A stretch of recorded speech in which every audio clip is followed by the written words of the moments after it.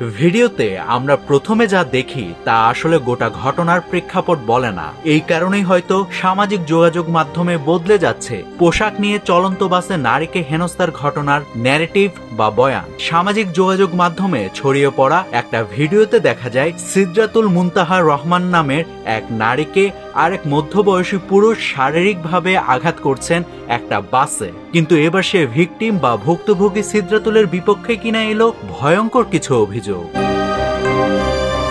সিদরাতুল মুনতাহা রহমানকে হেনস্থাকারী ছিলেন ওই রমজান বাসের হেল্পার নাজিম উদ্দিন। বৃহস্পতিবার র‍্যাব 4 তাকে গ্রেফতার করে এবং পুলিশের কাছে হস্তান্তর করে। তবে এসবের মাঝে সিদরাতুলের বিপক্ষে সামাজিক যোগাযোগ মাধ্যম ফেসবুকে বেশ কিছু মন্তব্য, বক্তব্য এবং স্ট্যাটাস দেখা যাচ্ছে যা বেশ সংবেদনশীল। অন্তর মাসুদ নামের এক কন্টেন্ট ক্রিয়েটর জানান, গত বুধবার রাজধানীর বসিলা এলাকাতে ঘটা এই ঘটনার ভিডিও যিনি করেছিলেন তার বক্তব্যটা অনেকটা এই ধরনের। মেয়েটির কাছে ভাড়া নেই, অর্থাৎ সিদরাতুল ভাড়া দিতে পারবে না এই কথা জানান, কিন্তু কথাটা বেশ বাজেভাবে তিনি হেল্পারকে বলেন। তখন হেল্পার মেয়েটাকে জানান মুরব্বীদের সাথে ভদ্রভাবে কথা বলতে। ব্যাস, এতে তেলেবেগুনে জ্বলে ওঠে সিদরাতুল। তখন হেল্পার বলে, যেমন চেহারা তেমনি পোশাক তেমনি মুখের ভাষা। ধানমন্ডি 15 থেকে এই ঘটনার প্রেক্ষাপটে ধানমন্ডি 15 থেকে মোহাম্মদপুর বাস স্ট্যান্ড পর্যন্ত চিল্লাচিল্লি করতে থাকে সিদরাতুল। বসিলার কাছাকাছি এসে বাস যখন খালি হয়ে গিয়েছিল তখন সিদরাতুল নামার সময় হেল্পারের ছবি তুলে নিচ্ছিলেন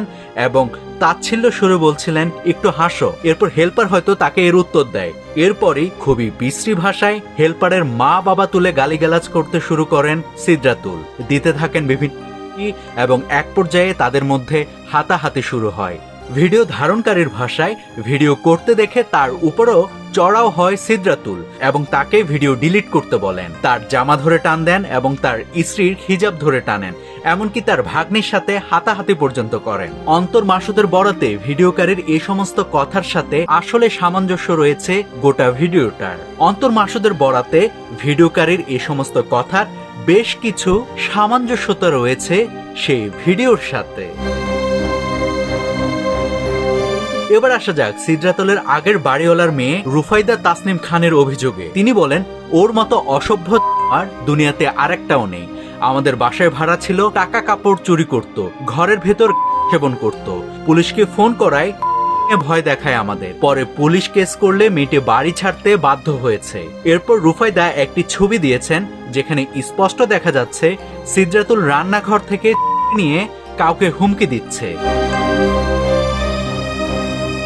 আরেকটি ভিডিওতে দেখা যাচ্ছে সিদরাতুল তার এক ক্লাসমেট মেয়েকে গালিগালাজ করছেন ও তার প্রতি মার মুখে অবস্থানে আছেন।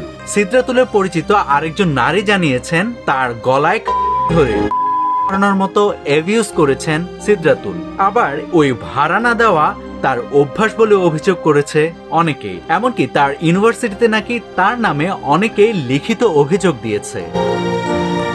সিদরাতুলের পোশাক নিয়ে করা হেল্পারের মন্তব্যের ঘটনাকে কেউ অস্বীকার করছে না, কেবলমাত্র সেই ঘটনার মূল প্রেক্ষাপটটা তুলে ধরার চেষ্টা করেছেন ভিডিওকারী। আর বাদবাকি অভিযোগগুলো এসেছে সামাজিক মাধ্যমে, যার সত্যতা যাচাই করার দায়িত্ব আদালতের।